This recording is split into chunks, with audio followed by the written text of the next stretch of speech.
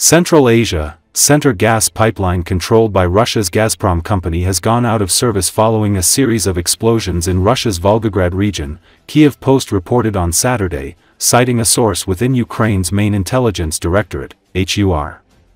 The pipeline transports natural gas from Turkmenistan through Uzbekistan and Kazakhstan into Russia.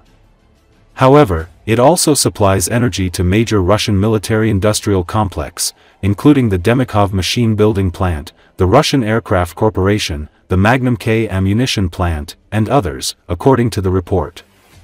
Russian emergency services were dispatched to the scene following the explosions. Repair crews and law enforcement crews also arrived near the village of Dynamovsko in the Nekhevsky district of Volgograd to deal with the aftermath of the explosions. Earlier on Saturday, the General Staff of Ukrainian Armed Forces confirmed striking major Russian defense and energy infrastructure facilities in response to Russian strikes on Ukrainian cities that killed dozens of people this week. Russian air raids on capital Kyiv on Thursday killed at least 31 people. Russia launched record 6,297 long-range drones on Ukraine in July.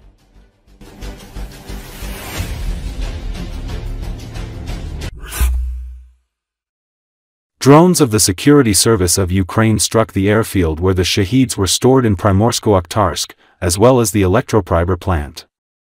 This was reported by the SBU. The Primorsko-Akhtarsk military airfield is located in the Krasnodar region of the Russian Federation. After Ukrainian drones hit the target, a fire was observed in the area of the facility. As for the Electropriber plant, which is located in the city of Penza, it works for the Russian defense industry. After the object was hit, smoke was seen in the area of the explosions. This night, SBU drones continued to operate on Russian military facilities behind enemy lines. The first target of the long-range UAVs was the Primorsko-Akhtarsk military airfield in Krasnodar Krai. Here, the storage and launch sites of the Shaheeds, which attack Ukraine, were hit.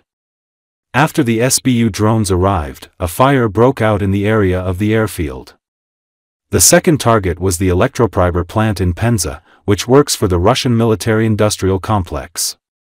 The SBU drone successfully hit the facility. Smoke is observed in the area of the explosions, the SBU reported. The plant, as stated, produces equipment for digital networks in military control systems, devices for aviation, armored vehicles, ships and spacecraft. The SBU will continue to actively work to weaken the military and economic potential of the aggressor country, the SBU emphasized. Earlier, media reported that long-range SBU drones struck the Radiozavid enterprise, which is part of the Russian state corporation Rostec.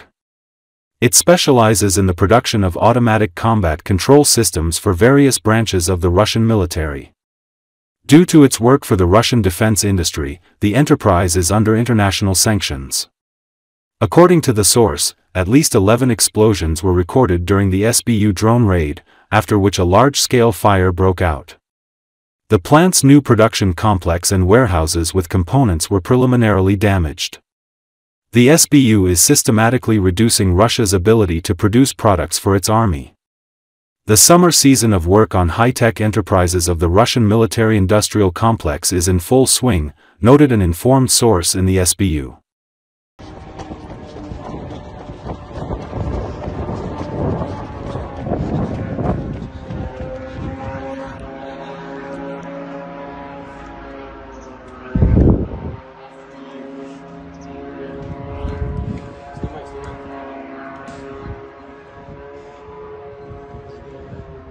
Конечно, БПЛАшник. ПВО, он работает по нем. Да, сбили, смотри, взрывается.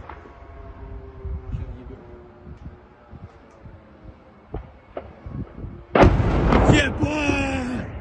Ебать!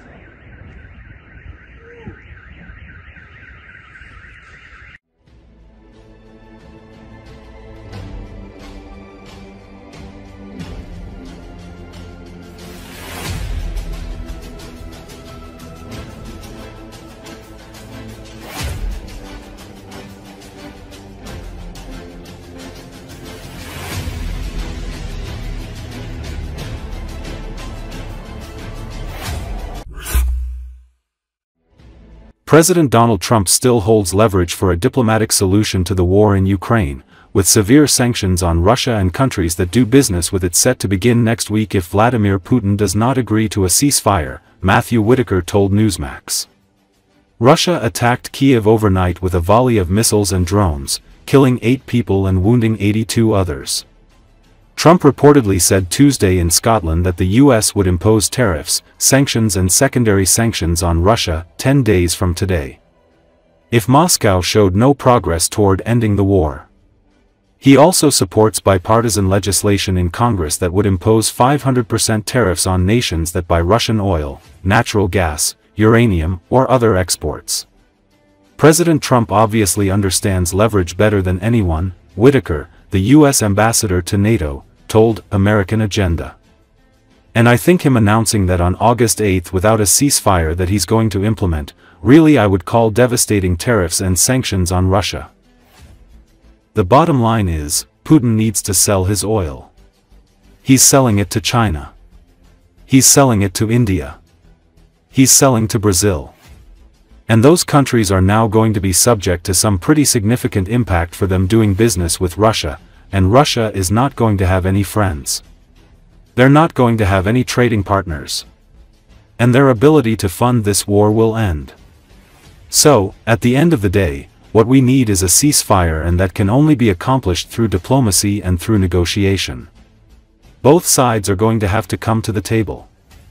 Both sides are going to have to get a deal that is most likely not exactly their perfect scenario, but at the same time, the killing needs to end. Whitaker said he's not concerned that severe sanctions against Russia and countries that do business with it, such as China, would drive the two U.S. adversaries closer. We hold all the cards as the United States of America, Whitaker said. And most importantly, Donald Trump holds all the cards. This isn't the last option that he has. If China and Russia want to join the world that follows the rules, does not invade other countries, does not kill and wreak havoc, then they're more than welcome to. But this needs to end, and China needs to quit helping Russia continue this war, and Russia needs to quit prosecuting this war. They need to come to the table, and it needs to end. It's been going over for 3 years, and nothing has changed on the battlefield. And hundreds of soldiers every single day are dying. President Trump again is going to, as he announced, implement these secondary sanctions on August 8 if we don't have a ceasefire, but it's not what he's limited to. President Trump continues to have options available to him, and he'll use those if he deems necessary.